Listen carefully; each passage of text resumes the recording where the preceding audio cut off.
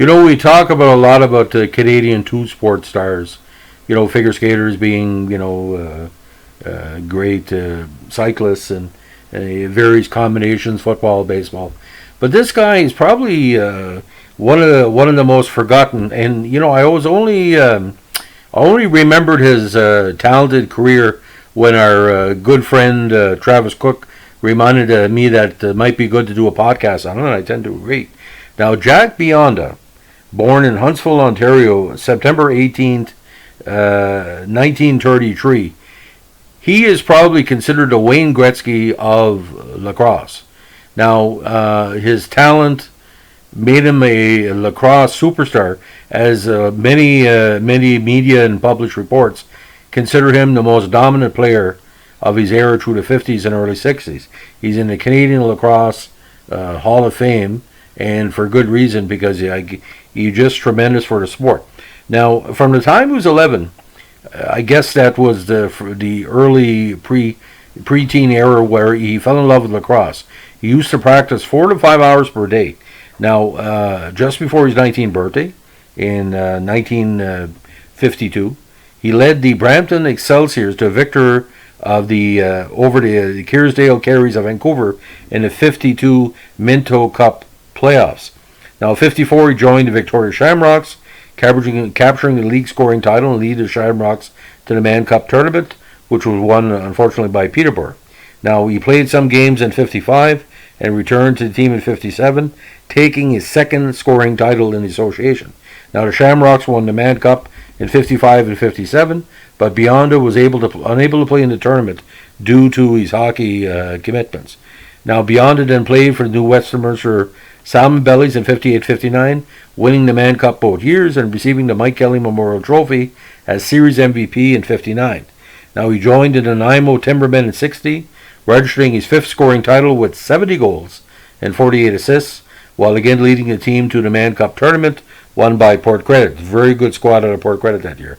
Now, he made it to the Mann Cup one more time in 62 with New Westminster, sweeping Brampton in 4 games to take the title. After being held scoreless in the first game, Bionda scored 8 goals and 8 assists in the next 3 games to lead his team to the Cup. He was again named a Series MVP for that campaign. In 1970, Bionda also played for the Huntsville Hawks senior team in the Ontario Lacrosse Association. Outside of sports, of course, he ran a restaurant in Huntsville, very popular location. Now, his lacrosse career was one side, but this is the second side.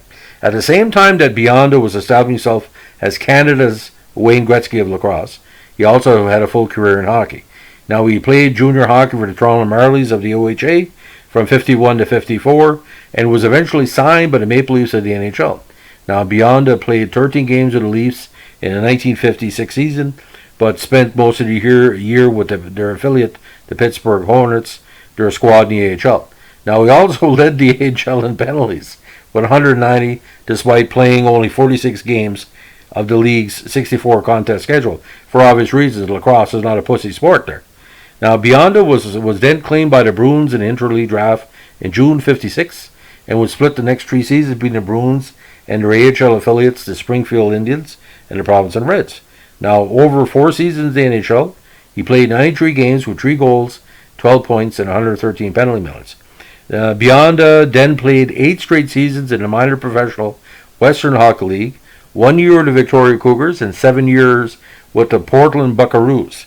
Now, he was one of the biggest and most popular defensemen of the Buckaroos during those first 7 years of the squad's existence. They made it to the league championship in 6 of those 7 years, winning twice in 61 and 65. Now, from hockey, he retired in 1967. Busy man. Now, Bionda's honors are just tremendous. He got the Canadian Lacrosse Hall of Fame in 74, the Canadian Sports Hall of Fame in 82, and the BC Sports Hall of Fame in 98. Now, he died at the young age of 66 in Huntsville. Now, in June 2001, in a great tribute to Bionda, Huntsville named its arena the Jack Bionda Arena. Now, after the arena got a major overhaul in 2010 for the G8 Summit, the new building was named the Summit Center, and a new Olympic-sized ice pad was placed alongside the old ice surface. The old ice surface has kept the Jack Bionda name, and a permanent display showcasing historical pictures, newspaper and magazine clippings, old lacrosse sticks used and designed by Jack, and some other memorabilia is on display. So let me put this in perspective, ladies and gentlemen. He's in 3 Hall of Fames. He has a museum and a rink named after him. I think he's a memorable guy in Canadian history.